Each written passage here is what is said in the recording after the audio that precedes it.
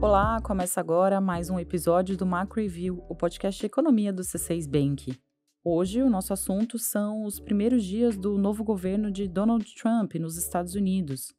Desde que tomou posse na última semana, o Trump tem feito uso da caneta presidencial. O novo chefe de Estado americano já publicou diversas ordens executivas, que são decretos que têm força de lei e efeito imediato. As medidas alcançam questões como imigração e planejamento energético, mas por enquanto não foram anunciadas mudanças em relação às tarifas de importação e ao corte de impostos, que são duas grandes promessas de campanha de Trump. Afinal, quais os impactos econômicos dos primeiros decretos do novo presidente? E o que esperar daqui para frente? No episódio de hoje, a gente vai responder essas perguntas e a gente fala também sobre os juros do Japão, que alcançaram o maior nível em 17 anos, e sobre a ligeira melhora da inflação no Brasil. Será que esse alívio vai durar? A gente fala melhor disso daqui a pouquinho. Eu sou a Bianca Alvarenga e hoje é 27 de janeiro de 2025. Vamos lá?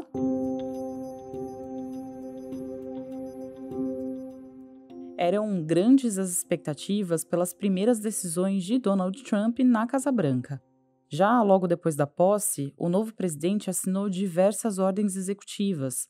As principais publicadas até agora tratam de 3 frentes: imigração, energia e tecnologia. Na política de imigração, foi declarada emergência nacional na fronteira com o México. Por decreto, o Trump mobilizou recursos e força militar para a região, com o objetivo de aumentar a vigilância e evitar a entrada ilegal de imigrantes. Além disso, outros decretos que dificultam a chegada ou a permanência de forma ilegal de estrangeiros foram publicados. Mas vale dizer aqui que algumas dessas medidas já foram questionadas ou suspensas judicialmente. Bom, ainda é cedo para medir o impacto dessa política no mercado de trabalho americano. A redução no ingresso ou a deportação de imigrantes podem reduzir a oferta de mão de obra e levar a um aumento dos salários e da inflação nos Estados Unidos. Agora, sobre energia, que foi a segunda área que sofreu mudanças na última semana, o Trump declarou a emergência energética nacional. Essa medida facilita a obtenção de licença para a construção de novos projetos de energia, como a perfuração de poços de petróleo e gás. Ainda nesse sentido, o novo presidente revogou medidas adotadas por governos anteriores que restringiam, por questões ambientais, a exploração de energia ou mineração. O objetivo de todas essas iniciativas é, principalmente, baratear a energia para os americanos. Durante a campanha, o Trump prometeu reduzir pela metade o custo para o consumidor. Essa é uma meta bastante desafiadora, principalmente considerando que as tarifas de energia subiram bastante durante a pandemia de Covid-19 e não voltaram ao patamar de 2019. O aumento da produção de energia está em linha também com a terceira área que foi alcançada pelas políticas do Trump, que é o setor de tecnologia. Foram anunciados investimentos privados de 500 bilhões de dólares nos próximos 4 anos para o desenvolvimento do setor de inteligência artificial. Os centros de processamento de dados que suportam o funcionamento dessas ferramentas de IA demandam muita energia. Em alguns estados americanos, esses centros já representam 10% do consumo total. Além de fomentar a produção de energia, o governo sinalizou que vai diminuir também a regulação do setor. Boa parte dessas medidas já estava no programa de governo do Trump, mas outras iniciativas importantes ficaram fora da lista do novo presidente por enquanto. O aumento das tarifas para a importação de produtos de outros países e o corte de impostos para as empresas e cidadãos americanos foram grandes bandeiras de Trump durante a campanha. Até agora, no entanto, nada concreto nesse sentido foi anunciado. Em discursos recentes, o presidente mencionou a possibilidade de impor tarifas comerciais de 25% para o México e o Canadá a partir de fevereiro. Já a China teria uma tarifa extra de 10% para os seus produtos. Ainda não é possível saber se as medidas vão sair do papel, mas até mesmo o que foi sinalizado após a posse parece mais moderado do que o que foi anunciado na campanha. Para a China, por exemplo, a promessa anterior era de uma tarifa bem maior, de 60%, e não só de 10%. É possível que a elevação das tarifas e o corte de impostos aconteçam de forma gradual e talvez até de maneira mais branda do que se imaginava. Especialistas têm alertado sobre os riscos inflacionários e fiscais que essas medidas trazem. Agora, essa percepção de uma possível mudança mais gradual colaborou para uma reviravolta nos movimentos de mercado. Na última semana, o dólar perdeu força. O índice DXY, que acompanha o comportamento do dólar frente a outras moedas fortes, como o euro e o iene, esse índice caiu quase 2%. E olha, até mesmo o real foi beneficiado por esse movimento. Por aqui, o dólar recuou 2,7% na última semana e encerrou a sexta-feira cotado a R$ 5,91. É claro, a última semana foi só a primeira do novo governo e muito ainda deve ser anunciado. Por isso, a gente vai continuar acompanhando. Por hora, o cenário não teve mudanças relevantes. A gente acredita que a economia americana vai continuar aquecida e a inflação deve permanecer flutuando ligeiramente acima do nível da meta, que é de 2%. Dessa forma, o Federal Reserve, que é o Banco Central dos Estados Unidos, ele deve seguir o caminho esperado, ou seja, uma pausa no ciclo de redução dos juros na reunião agora de janeiro e 2 cortes nas taxas ao longo de 2025. Mas é como eu falei, tudo pode mudar de acordo com o que for anunciado daqui para frente. E o Fed está de olho em como essas medidas do novo governo podem mexer com a inflação americana.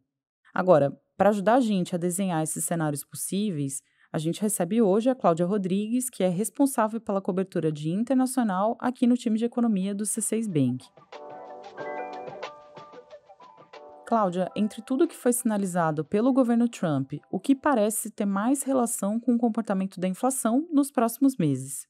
Bianca, desde que os analistas de mercado começaram a antecipar a vitória de Trump lá em meados de outubro do ano passado, o dólar começou a ganhar força. Isso aconteceu porque as promessas que o Trump vinha fazendo poderiam ter um impacto na inflação.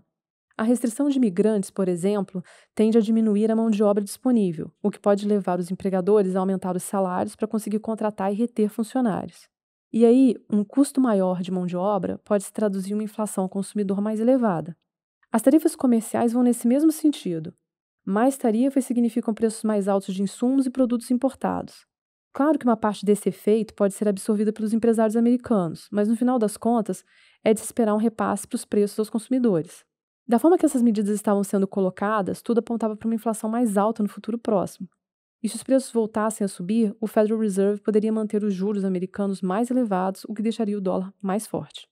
Mas a queda do dólar na última semana mostra que os investidores estão considerando a possibilidade de as coisas caminharem para outro rumo, para um cenário de menos mudanças, né? O que pode acontecer se, por exemplo, Cláudia, o Trump não impuser todas as tarifas comerciais que ele sinalizou durante a campanha? Essa é uma hipótese que não pode ser descartada. Até o momento, parece que Trump vai ser mais cauteloso na adoção dessas medidas. É possível que, no caso das tarifas, o objetivo do novo presidente seja o de negociar condições comerciais mais favoráveis para os Estados Unidos, em vez de fato, aumentar as tarifas para os outros países. Supondo que isso seja verdade, se o novo governo impuser tarifas de comércio menores ou até se ele demorar mais para fazer isso, é possível que a inflação vá cedendo e aí o Fed poderia cortar mais os juros. Essa era, aliás, a previsão do próprio Banco Central americano até meados do ano passado. As projeções do Fed apontavam para 4 cortes de juros em 2025. Na reunião de dezembro, esse número foi reduzido de 4 para 2, e uma das razões para isso foi a incerteza quanto ao anúncio de políticas pelo novo governo. Nessa semana, aliás, vai acontecer uma nova reunião do Fed. O comunicado publicado depois da reunião deve dar pista do que os membros do Banco Central americano estão pensando para as próximas decisões de juros. Mas é como você falou, Bianca, a última semana foi só a primeira de um novo mandato de 4 anos do Trump, então é cedo para dizer qualquer coisa. Na minha visão, é improvável que o Fed sinalize uma grande mudança de rota agora. Vamos acompanhar. E falando em decisão de política monetária, na última semana, o Banco do Japão elevou a taxa básica de juros para 0,5% na reunião de janeiro, um aumento de 0,25 ponto percentual. Essa foi a terceira alta desde que o país saiu dos juros negativos, lá em março do ano passado. Agora, as taxas estão no maior nível em 17 anos. Entre as razões apontadas pelo presidente do Banco do Japão para o aperto nos juros está o forte crescimento dos salários. Esse reajuste salarial tende, pelo lado bom, a aumentar o consumo e, pelo lado ruim, tende também a pressionar a inflação. A variação acumulada do núcleo da inflação japonesa, que exclui alimentos frescos, esse núcleo está em 3% nos 12 meses até dezembro. Novas projeções do Comitê de Política Monetária do Banco do Japão sugerem que o núcleo da inflação deve recuar para 2,7% até março, quando termina o ano fiscal do país. A meta de inflação de 2% só deve ser alcançada em 2026, um ano depois do que estava previsto anteriormente. Essa inflação parece pouca coisa, mas vale lembrar que o Japão vivia deflação até pouco tempo atrás. O presidente do Banco do Japão reiterou que as decisões futuras vão depender do comportamento da economia e da inflação. Na nossa visão, a autoridade pode promover mais 2 altas de juros neste ano. Agora, o nosso assunto é a inflação, mas é a inflação brasileira. Janeiro deve ser um mês de alívio para os preços. Pelo menos é o que indica a prévia da inflação medida pelo IPCA 15. O indicador teve uma leve alta de 0,11%, um resultado influenciado pela queda no custo da energia elétrica. As contas de luz tiveram um desconto pontual neste mês em razão do bônus de Itaipu. A conta que cobre os custos da energia da usina hidrelétrica tem ficado positiva, e essa diferença foi distribuída na forma de crédito na fatura dos consumidores. Com o resultado de janeiro, o IPCA 15 acumulado em 12 meses recuou de 4,7% para 4,5%. Então, apesar desse alívio recente, a inflação continua acima da meta, que é de 3%, e está agora exatamente no limite de tolerância da meta. A gente acredita, no entanto, que essa vai ser uma melhora passageira. Em fevereiro, a inflação brasileira deve voltar a subir por uma série de fatores, como a retomada do valor integral das contas de energia, com o fim do bônus de Itaipu, e também pelo dólar valorizado. A gente acredita que o IPCA 15 acumulado em 12 meses vai ficar em 5,1% no mês que vem, e aí vai estourar novamente o limite da meta de inflação. No nosso cenário, a inflação deve terminar o ano em 5,7%. Ou seja, a gente enxerga uma piora dos preços no horizonte. O quadro preocupa e deve ser uma das razões para o Banco Central continuar elevando a Selic. A autoridade já sinalizou que vai promover um aumento de 1 ponto percentual nos juros na reunião desta semana, levando a taxa então para 13,25%. A nossa projeção para a Selic ao fim de 2025 é de 15%. Hora da nossa agenda. Eu compartilho agora os dados econômicos que a nossa equipe acompanha nos próximos dias. Na quarta-feira, 29 de janeiro, tem decisão de política monetária do Fed, o Banco Central Americano. Como a gente falou, a expectativa é que o Fed mantenha os juros no intervalo atual, de 4,25% a 4,5%, depois de ter promovido 3 cortes seguidos de juros. No mesmo dia, mais tarde, aqui no Brasil, o Copom divulga a decisão da primeira reunião de política monetária de 2025. Reforçando aqui, a gente acredita que a Selic vai subir para 13,25% nessa decisão. Na quinta-feira, 30 de janeiro, vai ser divulgado o resultado do PIB do quarto trimestre dos Estados Unidos e da zona do euro. Enquanto a expectativa é de crescimento forte para a economia americana, acima de 2,5%, a zona do euro deve ter tido um desempenho fraco em 2024. Também na quinta-feira tem decisão de política monetária do Banco Central Europeu. A nossa expectativa é que a autoridade monetária da Europa corte os juros novamente nessa reunião por causa desse PIB mais fraco que eu citei agora e da desaceleração da inflação. Na sexta-feira, 31 de janeiro, vai ser divulgada a inflação dos Estados Unidos medida pelo Índice de Preços de Gastos com Consumo, o PCI. Por lá, a variação de preços está controlada, mas ainda está acima da meta do Fed. E terminando a semana, ainda na sexta-feira, no Brasil, o IBGE publica o resultado da PNAD de dezembro. A gente espera que a taxa de desemprego tenha encerrado o ano de 2024 em 6%, que é o menor nível de toda a série histórica. Bom, pessoal, é isso. Chegamos ao fim de mais um episódio. Muito obrigada por nos acompanhar até aqui. Meu pedido hoje é para você deixar um comentário na nossa caixa de perguntas contando o que achou do nosso episódio. Que tal? Quem faz parte da equipe econômica do C6 Bank são o Felipe Salles, a Cláudia Moreno, a Cláudia Rodrigues, o Eliezer Jacob e o Felipe Mack. A produção e o roteiro são desse time todo, junto comigo, Bianca Alvarenga e Marina Rapa. A edição de som e a gravação hoje ficaram com André Donato. E a divulgação nas redes sociais é da Maria Fernanda Pedroso. Lembrando que você pode seguir o Macro Review na sua plataforma favorita de podcasts. Assim, quando a gente publicar um novo episódio, você vai ser notificado. É bom para quem quer ficar por dentro da economia e para quem quer conhecer uma visão original dos fatos econômicos. Uma boa semana para você e até a próxima!